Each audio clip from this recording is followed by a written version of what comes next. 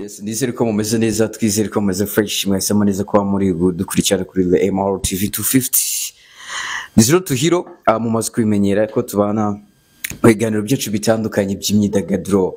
Nababwiye ko nzagenda mbazanira byinshi cyane bitandukanye, nibwo turi gutangira kandi ufite kudufasha, ufite kudusupportinga kabisha mu bintu byose kugira ngo turebe ko hari icyakorwa cyangwa se hari icyo twagiraho kubera wowe. Rero udufashije wakanda subscribe ugafungura inzogera tubana neza cyane mu biganiro byacu bitandukanye.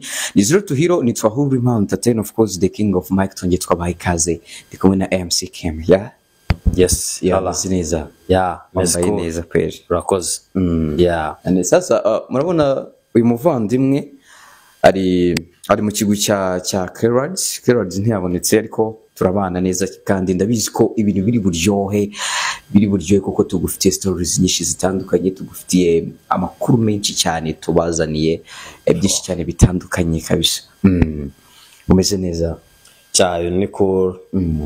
Nubwo yenda no mu gihe muri rusange n'igihugu arimo akavumbi agiye wumva nyine muri kuvuga byahindutse, ariko ntago bikabije cyane. Ngira ngo tubazane stories nyinshi zitandukanye, arimo turabaha amakuru menshi cyane mu Rwanda, mu Burundi, turazi kubasogongeza kuri MTN wacu na Music Festival witwa Baby Call yashyize hanze album mu minsi ishize. Turazi kubabwira nanone witwa kubanza benshi cyane bagiye batandukanye. Amakuru ni menshi arahari. Abakozi ba Kate Bashabe murabizi ko bikuvuga ko ari mu rukundo n'umwana wa Perezida wa Afrika y'Epfo. Birenze ibintu birenze cyane ku Banyarwanda, tutanagiye no ku ruhande tunari no mu myidagaduro muri rusange. Undi umuziki nyarwanda umaze kugera ku rwego rwiza, ndetse n'u Rwanda twese muri rusange. Kuba yo yafata urugendo akajya gutereta piriya ni ibintu byiza cyane, natwe twakwishimira kabisa. So ni byinshi cyane. Rero witwa Social muri yatangiye kudusogongeza ko album ye yari yadupromisinze ko azayiduha, ariko sinzi ukuntu byaragenze, ariko turaza n'undi gusesengura byinshi cyane cyatumye n'undi izi ndirimbo zitinda, akaba ari kuziduhereza aka kanya. Yabivuzeho byose turabibabwira kabisa, tubafite stories nyinshi muri Leta Zunze Ubumwe za Amerika, turaza kubasogongeza naho ubundi dusoze. Anyway, twatangiye gutya rero. Witwa Neringabo etaze ibyishimo bidasanzwe Nyagatare. Neringabo bigendanye na bondi. Neringabo n'umwana uri talented, kuko ngira ngo ajya no kujya muri Kina Music, birimwe mu bintu byamupushinze kubona amahirwe yo kuba ari muri Kina Music. Of course Neringabo kandi ikindi muri no minsi ari no kwifashishwa cyane, kikwereka ko ari umwana w'umuhanga. Hari umuhanzi witwa Dalest hari album yashyize hanze, yatangiye no gushyira indirimbo hanze gakeya. Na album iriho indirimbo nyinshi zisaga 14 gutyo. Yaramwifashishije havuze ati rwose Neringabo niwe muntu wo kwifashisha no mu ma video bagenda bakora ya challenge. Iyo ndirimbo ziri kuri album ifashisha Neringabo. Platini na Neringabo bizi ko bagiye gushyira hanze album, batangiye no gushyira hanze indirimbo. Hari ya mbere yamaze kugera hanze yitwa LV yamaze kugera kuri YouTube. Indirimbo 8 zose zasohoka, biravuga ko buri kwezi bazajya basohora indirimbo. Nicyerekana ko umuziki nyarwanda cya kintu twaburaga cyo gufashanya nicyo turimo, kuko ngira ngo nimba ubyibuka the last ubonye ko nyuma yuko nyine aba baraperi bombe babashyize hamwe bakaduhereza album, bakadusogongeza icyumba cy'amategeko. Urabona ko nyine abantu muri rusange barimo bagenda babifiringa neza. Usibye na Neringabo n'abandi bahanzi benshi cyane batandukanye, usibye kuturaza no kuvuga ko ku bahanzi wenda bakizamuka, ariko biba ari byiza cyane kugira ngo abantu bafatanye rwa rugendo bubake ino industry. Nabyishimira iyo ubona nka MTN wacu Music Festival ifasha abahanzi cyane, kuko niho ugenda. Ikintu nakunze ni uno mwaka uburyo bakoze impinduka. Ubona ko abahanzi bari mu bushize bitwa ba Chris Easy, ba Bruce Melody, bagerageje nyine guhindura babwiza bavuga bati okay reka tuze tujye kwa Juno Kizigenza tumuzane. Juno Kizigenza n'ubwa mbere yaragiye muri Iwacu Muzika Festival na Kivumbi King ngira ngo murabizi nasaga zigeze kubaho bavuga bataka kuba iki Juno batajya bamuhamagara mu bitaramo kandi ari umuhanzi tubona ari hit, indirimbo ze ziri hit zirakuzwe muri society audience kubera iki atajya hamagarwa ariko impaka zaracitse. King James ntago yari aherutse kujya kuri stage ngo performingira abantu bongere kumubona ari sociable muri audience cyase no mu bafana. Ikintu cyanshimishije kuba Juno Kizigenza yarahuye ku rubyiniro na Ariel Ways ni ibintu navuga ko byatunguye benshi kandi bishimiye. Ibyo bizafasha nyine n'abankuraje mu muziki muri rusange kuko n'ubundi ahejya abantu baba batekereza ukundi Ariel Ways na Juno Kizigenza iki ariko mu byo bibona iyo bagiye nk'ahantu runaka baba bafite igikorwa cy'umuganda muri uwo mugoroba wa no sport iki bose baba naho zumvugisha Juno ambwira ko hari ku mugoroba kumubaza sundi Ariel Ways mujya muvugana ko tuzi ko urukundo rwanyu rwasenyutse sundi mujya muvugana. Juno Kizigenza arambwiye ati Ariel Ways n'ubu twari kumwe dutandukanye aka kanya. Ubwo rero sinzi impamvu uri kumbaza gutyo nk'umunyamakuru, turabizi ko abanyamakuru mubaza ariko Ariel Ways aka kanya wowe tubonanye nibwo dutandukanye. Ndongera ndamubaza none se ko mutandukanye muracyari mu rukundo? Ngibyo byo wibimbaza nibwo twese dusa nk'abagana ku musozo kuri aka interview twarimo dukorana ariko nishimira ko muri MTN Iwacu na Muzika Festival buri bahanzi bose bafitanye makohabos umwe agiye kuri stage ahamagara wa wundi bafitanye akaza akamufasha mu buryo bwa performance. Ubwumva rero ni ibintu byiza cyane kandi ndabona ari ibyishimo cyane kuba Nyagatare bari bavuye hariya za Musanze mu majyaruguru barazengurutse Musanze Gicumbi bagiye Nyagatare. Urabona ko hari n'impinduka agenda bakora n'ubwenda hari ahagenda hagarukamo ariko hari n'uturere bagenda bahindura. Ngira ngo burasirazuba ushize bari bagiye muri Bugesera Nyamata ariko ubu ngubu urabona ko bahinduye bagiye Nyagatare bagenda bahindura n'uturere. Uyu mwaka ngira ngo irino serukiramuco ntabwo rizigera ririkora hano i Kigali bigaragaza ubushize ryari ryahakore bigaragaza ko nyine hari no kugira ngo basangize abanyarwanda bose muri rusange bari epfiriya mu ntara. Shimire rwose abategura bitaramo ngira ngo ni ibintu bitanga audience nziza mu byishimo muri audience y'abakunzi b'umuziki muri rusange ariko n'abafana n'abakora umuziki muri rusange nabo bakagira icyo binjiza bakagera aho bava naho bajya. Buriya si mvuze nk'aka kantu akuriye abahanzi baba bamanitsara epfo urabona hari pfira mu ntara hari abahanzi baba bahari bakizamuka ariko bataragaragara nta kuntu nabo buriya bazajya babaha nk'akanya bakigaragaza bagaperforminga bakagaragaza impano zabo bakagaragaza like ibyo bashoboye. Holly ngira ngo ukiri kuri icyo kintu sinzi niba yenda ujye ukunda gutangira na zara performance ukareba yenda kwagiye hari ama live abari guca hirya no hino nk'imusanze babanje gushaka gufata n'ubanga hano hose bagiye maybe ko bashaka amakuru yenda y'umwana waho uri kuzamuka yaba ari umuraperi yaba ari injyana runaka ariko akabanza akajya kuri stage agashyushya abafana abastari bataraza nyine abastari nyamukuru akaza akabanza agakora nge narabikunze cyane Musanze no nabonye byari bikaze cyane maybe bari bazanye yitwa Kid I think arakora kabisa ubona ko abantu b'Imusanze bamwishimiye nk'umuntu wabo. Ngira ngo rero n'ahandi bajya babikora rwose icyo kintu uvuze bajya bagikora ni ikintu cyiza urutekereje ko bihuje nuko rwose nacyo baragikora.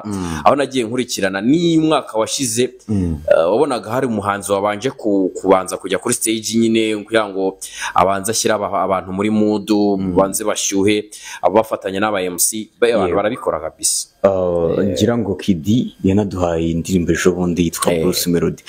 Kidi nahoze mbona rwose ari kuyikorera promotion kuri iki yayise Bruce Melody buriya koko nta makuru nakamuhamagaye nta makuru ndamenya Kidi izi saha bakiryamye twakamuvugisha ko ngira ngo biteye amatsiko kumva ko nyine izina ry'umuhanzi runaka ryabaye indirimbo ni ako nicyo bita ubuhanzi nyine. Ubuhanzi ni ukucalenginga audience, ukwibaza se ibintu bigamije iki. Yewe nabo ugivuga ati se umujene indirimbo kubera icyo yise Bruce Melody, none ukumva nyine twizere ko biri kose ni bigendanye no kugira ngo nawe indirimbo ye ayikorere promotion, kuko ufashe izina ry'umuntu ucyamamare nk'uriya ko Bruce Melody ni izina rinini. Ikindi kandi abantu bashobora no gukururwa n'iryo zina wahaye indirimbo, se indirimbo kucyo yise Bruce Melody, reka nyumve, reka menye byinshi kuri yo, ibintu nk'ibyo. Abahanzi burya bagira amayeri menshi mu rwego rwo kugira ngo bakurure ababakurikirana, barebe ibikorwa byabo. Yego, banashyire hamwe, bashyire hamwe byose ntacyo biba bitwara. Ariko ntekereza ko yenda byacu muzika festival byinshi twabivuze, ngira ngo naho bari kugenda bajya hose murahazi, izasoza mu kwa 8, bazazenguruka hirya no hino intara zose, bazajya amajyepfo, amajyaruguru, ngira ngo ho barahasoje, bagiye mu Burasirazuba, bazajya no mu Burengerazuba, za Rubavu bazajyayo. Abantu bitegure kabisa. Uri kubona ko ari ibintu byiza cyane, n'abafana uri kubona ko n'abafana nyine bari kubikunda neza cyane, kubikunda kabisa. Umuhanzi ajya kuri stage, urumva mu buryo bwa performance, ari ukuntu wenda nakunze performance ya Kivumbi King, kuba yafata umukobwa nk'uriya akajya imbere akabyina n'ijwi rya Kivumbi na band iri gucuranga, so kugira ngo ni ibintu byiza cyane, kandi wabonye ko ari sawa kabisa. Kuko ubundi Kivumbi navuga ko akundwa cyane n'urubyiruko, kandi akenshi hari higanje urubyiruko rwinshi baba bazi indirimbo ze, usanga ari umuntu indirimbo ze zizwi n'abantu benshi, uko aririmba bamubakinga ukumva nyine ni ibintu bishyushye. Hari naho yageze arabareka bararirimba, indirimbo irarangira. Ubundi umuhanzi ufite ibihangano nyine bizwi kandi bikunzwe, niko akora kuri stage, ntago avunika cyane, usanga nyine abafana aribo bari kumufasha cyane. Yego, ubonye nka Airways James we yari yiyambariye nk'umurara. King James ni umuraperi bakiriye, ni umuhanga, niho abera umuhanga. King James nuvuga ngo nyine aha yisanisha n'ahantu ari, niba ari ahantu agomba kuba ari seriye, ari umuntu nyine ahantu hibashye runaka, agomba kuba nyine agaragara nk'umuntu w'aho hantu. Niba ari umuntu yenda tuvuga ugiye agiye kuri stage, urabona abahanzi baba basabwa nyine kuba bari abantu nyine nabyita gute, bari kugaragara mu isura yabo itandukanye n'abandi bantu. Agomba kuba yambaye nk'abastar, agomba kuba ari umuntu nyine bigaragara ko ari umustar, apana cyane byo gupapira. Bivuze ngo nujya kuri stage kugira ngo nyine abafana bawe bakwibonemo, uraza nyine kujyanisha n'icyo kintu ugiyemo, yambaye butura n'ingofero yagize ngo ni umuraperi, kuko wabonaga Bulldog ukabona na King James, ukabona ntaho bataniye. James yatunguye abantu barabikunze. King James yisanisha n'ahantu ari nyine bitewe n'ibihari kabisa, kandi ntacyo bitwaye. Munaga ko ari ibintu byiza cyane. Ngira ngo dusa nk'abasoza kuri no MTN Wacu na Muzika Festival i Musanze. Reka tuvuge kuri kano kantu i Musanze, kuba barahaye opportunity witwa Kid agaperforming, wabonaga ko n'undi ari ibintu byiza cyane. Kuba bajya pfiriya naho bagafata nk'abahanzi batandukanye, nabyo byaba byiza cyane, nabo bakabaha umwanya bagaperforminga izo ndirimbo zabo, even nubwo izo ndirimbo zitazwi, ariko afite uburyo ki ajya kuri stage akabwira n'abafana bamukurikira gutyo, akavuga ati sasa nimba bimeze gutyo, ntari bireka uyu mwana nawe tumusapoting, sibyo? Ni uretse ko n'umundi bikomeze kabisa, bikomeze kuko ni ikintu cyiza twashimye aho byagiye biba, ariko binakomeze. Ngira ngo wenda sina ngombwa ngo babanze kuvuga ngo umuntu, kuko Kid ura nta nubwo ari umuntu wari hasi cyane. Kid ni umuntu hano mu Rwanda rutangiye uzwi. Kuba rero wajya nk'ahantu ukavuga ngo nta muhanzi tubona uri ku rwego rwa Kid cyangwa iki, reka tubyihorere aba MC bahanze bashyushya abantu bwabo mu ndirimbo mu mbyino ki baze gushyiraho abahanzi guri ariko iyo unyujijemo umuntu ko nta hantu wajya ngo uhabure tara ko byagenda kose oya ntago hebura hari uzi impano ziri hara mu karere ka Huye ziba zaranabuze uburyo bwose zizamuka nyinshi cyane buriya nka Musanze ubona ko akarere ka Musanze rwose bari gushyira imbaraga cyane mu rwego rwo kuzamura umuziki wabo cyane tubona ba Ian Vanga witwa Nanashimire witwa Mzaid uri kugerageza gusapotinga impano za hariya kuko wabonye ko yatuzaniye umwana mushya yitwa Shota bafitanye indirimbo nshyashya no witwa Juda Kuberwa wabonye ko uwitwa Mzaid ari ku rwego rwiza cyane biriya nibyo dukeneye ubundi kuko nibyo dukeneye kuko n'undi rega nta muntu wigira byanze bikunze umuntu akenera undi uko byagenda kose biba ari byiza cyane mu gufashanya usibye na Mzaid twagiye tubona n'abandi banzi benshi cyane batandukanye kuko ngira ngo twagiye tuyibona nk'umuntu agafata akaboko mugenzi we kuko Bruce Melody ashinzwe igitangaza urabyuka ko ari rebo yamaze igihe gito y'abandi nabo batabitangirira umuziki kuko ubu tuganirije Juno Kizigenza na Kensa avuga ati rwose Bruce Melody no yatugaragaje mu bintu bajya bavuga na Kensa ejo bundi bari kuvuga ku bijyanye na kuva muri 155 AM ariko ntabwo yigeze avamo ubwo n'icyagiye bavugaga ko bagiye gusezera yego yagiye agaruka ku bintu byinshi avuga ati jewe ntago ubu ngubu aribwo ngiye guserera n'abantu bamfashaga cyangwa se twabanaga kuko n'ikimenyimenyi nabaye mu gitangaza nta muntu uzigeye naviremo nta nuzi uburyo navuyemo kandi nta kibazo kigeze kibaho n'ahangaha mu gihe byaba ngombwa navamo kandi ntago byo muzigira mubyumva mu itangazamakuru ko si ngombwa ko bijyamo ko tujya kujyamo nta nubwo nabwo twifashije itangazamakuru ubwo rero nubona ko nyine yishimiye igihe yari ari mu gitangaza kandi koko mu gihe yari anarimo yakoze ibintu bihangano birakundwa yarakoze ibintu birenze rwose cyane cyane twamumenyeye mu kinyafu ariko na Bruce Melody byari sawa cyane ubonaga ko ari ibintu byiza cyane ndetse abahanzi batandukanye aribo babo bagiye bagaragaza ko bashoboye ko Bruce Melody yabafataga akaboko rwose avuga ati reka mufata akaboko reka mufata akaboko dukora ibintu bya hatari ubwo rero urumva nari nkiri kuvuga kuri bino bintu byo gufashanya abanyarwanda dufashanye nimba Kimandi hejuru amfata akaboko nzamure nimba runaka ari hariya mfata akaboko nzamure ngira ngo last year uwitwa Mzaid yigeze gupanga igihangano hari 2024